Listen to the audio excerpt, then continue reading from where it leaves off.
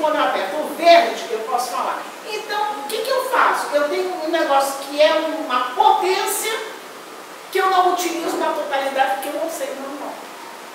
E o livro dos Espíritos é o manual. Isso é que é importante. Ele diz como é que nós devemos viver. É uma manual para fazer funcionar nós. Claro, porque senão você perde sua encarnação. Você vive aqui 100 anos. Minha mãe dizia uma coisa, eu falei isso essa semana mesmo. Né? Minha mãe dizia, porque até com a Guida falando aqui também agora, a gente leva a vida inteira, vive 100 anos, no final de 100 anos, o que você fez na vida? Dá uma mão que não dá nem fecha direitinho assim, não dá nem tudo que você fez nada. Viveu. Vai viver o quê?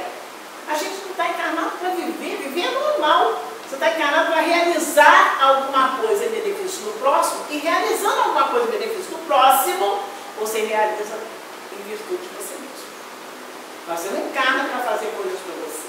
Você encarna para fazer para os outros. Você fizer para os outros, isso reverte para você mesmo. Né?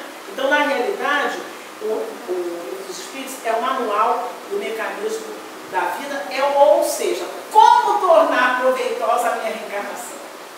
Se não eu vim de 100 anos, não adiantou nada. Como eu torno proveitosa a minha reencarnação? O que contém o Livro dos Espíritos? Nós sabemos que o Livro dos Espíritos tem 1019 questões. Pergunta. Por isso a gente não precisa perguntar.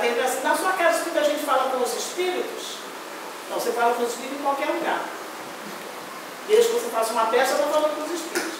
Aí a pessoa pensa que a casa espírita da gente é assim, você senta ali, deita ali, você fica perguntando a ele. Não, isso não existe.